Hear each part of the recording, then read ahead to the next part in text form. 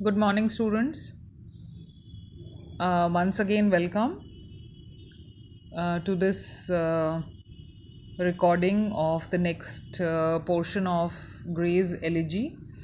I had yesterday ended at this third paragraph where I was clearly telling you about how the person, when is about to leave this world, wishes to be loved and remembered by his family and friends, and how even when his body has become dust, when his ashes have been buried, even then that desire, that wish to be remembered by his loved one, by his friends, continues to be there, to remain. Now, in the last paragraph, I had said that there is a little change, and from here, the tone changes, or rather, the target person whom the poet is going to talk about changes, and that is the poet starts referring to himself, and he imagines what would happen when he departs this world. So I'll quickly read this passage, the fourth passage. Please see on your screens. For thee. Now, thee here is Gray himself. Okay. Now he's no longer talking about the villagers. He's no longer talking about the village people, but he is talking about himself. And he says, for thee, for you, that is Gray himself, for thee who mindful of the unhonored dead. Thus in these lines their artless tale relate. If chance, by lonely contemplation led, some kindred spirit shall inquire thy fate. Haply, some hoary headed swain may say, oft have we seen him at the peep of dawn, brushing with hasty steps the dews away, to meet the sun upon the upland lawn. There at the foot of yonder nodding beech that wreathes its old fantastic roots so high, his listless length at noontide would he stretch and pour upon the brook that babbles by. So I'll do this as of now. Coming back, now, here it is Gray himself that the poet is referring to, and very clearly he says, for thee, that is Gray, for you, who mindful of the unhonored dead. Now, unhonored dead, this is referring to the villagers who have died and who are lying buried in this graveyard. So, what is Gray? Gray is mindful, isn't he? Because most of the people have forgotten about these villagers, and there's hardly anybody who comes across this graveyard or who comes to visit this graveyard, and it is the poet who is being mindful of the unhonored dead. Unhonored dead, those people who are not honored after their death, or those simple people who do not have long elegies, long poems, long epitaphs being written on their tombstone after their death. This is already clear. What we have done till now, it makes it amply clear that poet is trying to draw upon a contrast between all the rich people and the poor people, and what their condition is after they die. The fact that everybody has to die is undeniable. That is there. But after death, also, there is a lot of difference in the treatment of the famous people, the powerful people, the rich people on one hand, and on the other hand, the kind of response the death of these simple villagers gathers. So, this is what the poet is talking about, and no doubt that the poet, that is Gray, has been honoring these people who are not honored by anybody else, and he is mindful of their existence, he is mindful of them after their death, and he is kind of writing this poem in order to pay them respect. And he says, dust in these lines their artless tale relate. Artless, again, artless means simple. They were simple people, led a simple life, they died also simply. And even after their death, the tombstones also carry very simple inscriptions. So the poet says that in these lines, in these artless lines, the artless story, that is the simple story of their life, is related. Tale means story. So the simple story of their simple lives is related in these simple lines engraved on the tombstone. And the poet says, if chance by lonely contemplation led. Now what the poet is saying, he has done his job. The poet has done what was required of him, or you can say the poet has done what he felt like doing. That is giving respect, giving honor to the departed souls of this village. But now he says, similarly, he says, if by chance lonely contemplation led. Contemplation means deep thought. Now he is imagining that just as Grey has chanced upon this graveyard, similarly, somebody who is like Grey himself would chance upon the grave of Grey himself after his death. Are you getting the point?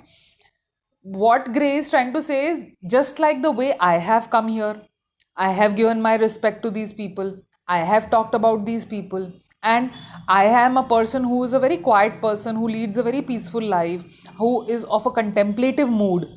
Something similar, or you can say a person who is just like me, one fine day, that person also might happen to cross the graveyard where my body would be lying or buried, or where my grave is. Right? So, this is what he says. If chance, that is by chance, some lonely person who is again somebody who believes in thinking deeply comes by there, and some kindred spirit. Now kindred means somebody who is like the poet himself, somebody who thinks like the poet himself, somebody who feels like the poet himself, somebody who has the same kind of deep thoughts like Gray himself has. So, some kindred spirit shall inquire thy fate. Now, in here, please be careful to note the words thy fate. Now, thy is referring to you. And who is that you? That you is Gray himself. So, the poet is imagining, or you can say the poet is in a way talking to himself, that one fine day, somebody who is like Gray himself would come and inquire about Gray, inquire about him, as to what kind of a person he was, what happened to that poet. Once upon a time, there used to be a poet. Like, now he's imagining this, that there would be somebody who will come and inquire about Gray's fate. So he says, some kindred spirit, somebody who's like Gray himself, would come and ask about what happened to the poet who used to roam about in this village. So you can see that in this passage, this is an imaginary thing. This is something that the poet is imagining. This is something that the poet is thinking, that in the future, when he will die, when he will also be buried, then he thinks that after his death, maybe some gentleman who is again of a contemplative mind, of a contemplative frame of mind, he might just pass by that way and try and find out about the life and achievement of the poet, that is Gray, who's buried in this graveyard. Okay? Then, continuing with the same idea, now this is all imagination. Okay, it's not that Gray is dead as of now. Gray is alive, but Gray is just imagining the future when he is no longer alive. So these particular paragraphs that we are going to read now is pure imagination of the poet, and he is imagining what will happen in the future. Now see, happily means by chance. This is again Old English, happily by chance, or he says perhaps some hoary-headed swain may say. Now swain is actually Old English. It is again a word which means servant. But here it perhaps means a countryman or a shepherd or a farmer. Okay? And he says that by chance, maybe there is some old farmer who has grey hair, who might just be passing this graveyard, and that person would be answered by this farmer. Okay, that gentleman, okay, that imaginary gentleman who is like Grey is passing by that graveyard, will ask a question to whom?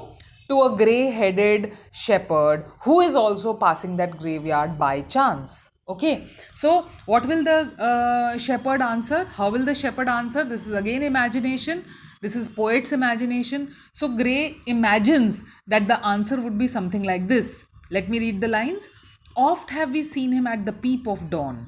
So often have we seen him at the peep of dawn, early morning, when the sun is, the sun has not risen, but it is about to rise, and you can see there is light on the east side. Okay, on the east there is the sky starts lightening up. The sun has not does not rise immediately. It takes some time to rise, but before you can see the sun, you can actually see the light. The darkness goes away, and the sky starts lighting up, जिसको हिंदी में अपन कहते हैं पौ फटते. Okay, so this shepherd will answer that often we have seen him or early in the morning, brushing with hasty steps the dews away. Brushing with hasty steps, like for example, when you walk very quickly, then the grass that is growing, and the dewdrops that are lying on that grass, they are wiped away. And that is the imagery that the poet is drawing here, and he says that old man, that old farmer will describe me like this, and he'll say that very often early morning we would see him hastily running, taking quick steps, walking very fast, and he would be brushing the dewdrops away, because his speed would be such that that early morning dew, those dewdrops which are, they look very beautiful, and this is one phenomena that you see only early in the morning, because as the sun starts rising, the dewdrops, they vaporize, they disappear, they become जिसको कहते हैं भाप बन जाती हैं, वो उड़ जाती हैं. So it is only early morning that you have the dew drops, and he says that it's almost as if the poet was in a hurry to go and meet the sun at the upland lawn. He is now imagining that there is some highland there. Oh, right. And in that highland, there it's like kind of a meadow. It's a green grassland, and the poet seems to be rushing to be able to greet the rising sun. Now, this is a very beautiful imagery. This is the poet's imagination, that this is how I shall be described by an old farmer. Now, you can equate this to the two paragraphs before this, when I had taught you about that pious steer, that when the person is departing, that person wants to be remembered after his death. Now, this is exactly what the poet is trying to convey here, because the poet also imagines that he will be described in a certain manner by people who have known him. Now, what is this? This is again an expectation to be remembered. This is an expectation that people will remember him. There will be some memories about him which the people will carry with them. And if anybody will ask or inquire about Gray, then this is the way the people will describe him. Because Gray is a person who loves nature, who's very close to nature, right? And this is how he has been leading his daily life. So this is his routine, that early morning he would get up even before the sun has risen, and he would quickly go up towards the highland, quickly go into the green meadows, and there he would wait for the sun to rise. It's almost as if he is wanting every day to greet the sun, to say welcome, welcoming the new day, welcoming the rise of dawn, welcoming the rise of the sun. So this is how he imagines that the shepherd will describe him. Then in the next paragraph, see what does he say? Please note that these lines are put in inverted commas.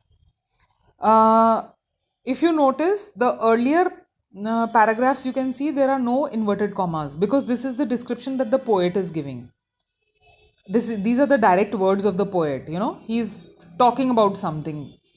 But here you can see that there are inverted commas in the first paragraph, in the second, in the third. You can see that there is inverted commas in each passage. Now, inverted commas I have already explained to you in first year. Inverted commas is, where do we use it? In reported speech, where the direct speech is being quoted. Okay, so these are the words of the shepherd, the farmer. So they are being quoted here. This is the poet's imagination that this is how the shepherd is going to speak. So therefore, these words are in inverted commas. So what will the shepherd say? There at the foot of yonder nodding beech. Now this is again description of the field. This is again description of the the flat plain, the highland that is visible there, and the kind of trees that are growing there. So what will he say? There at the foot of yonder. Yonder means a little at some distance, a little far away. So there at the foot of yonder nodding beech, at the foot, at the bottom of the tree. Now beech is a kind of tree. So here he imagines that the shepherd will say that there at that particular tree, at the bottom of that particular tree, that beech tree, grey would often be spotted. And what would he be doing? That reeds high, its old fantastic roots so high. Now here in the second line, the description of the tree is being given. Like the shepherd is being very specific.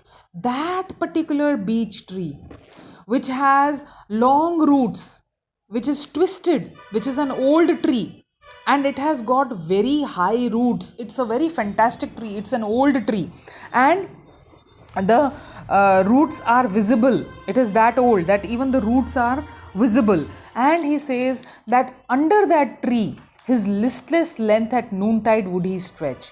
Now, listless length, again there is play upon the word L sound.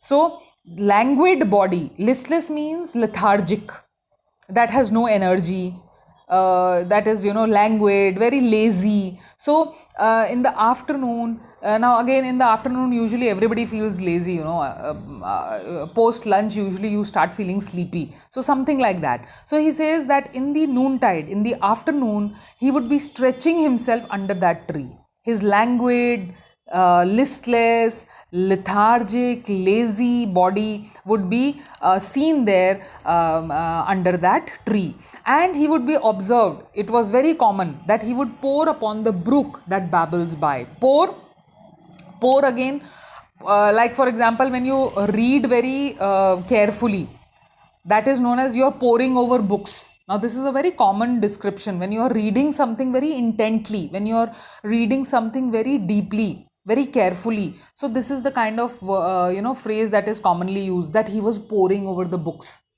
He was poring over the pages. That is, he was reading carefully. But now here, interestingly, you will see that it is not a book that the poet is reading. Rather, it is the brook.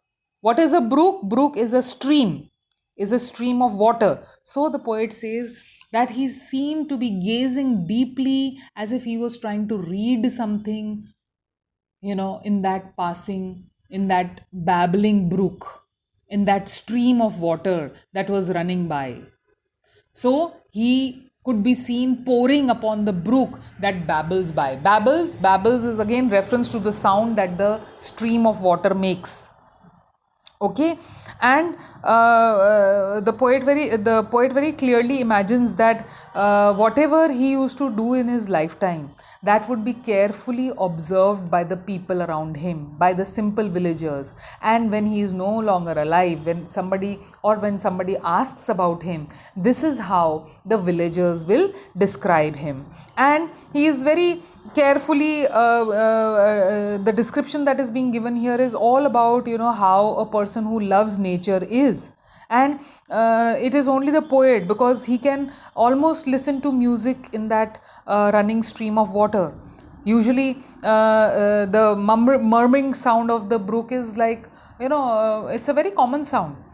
Even if you see the tap water when it runs, you can hear that running sound of that babbling water. So it is something very common, and yet for the poet it is special.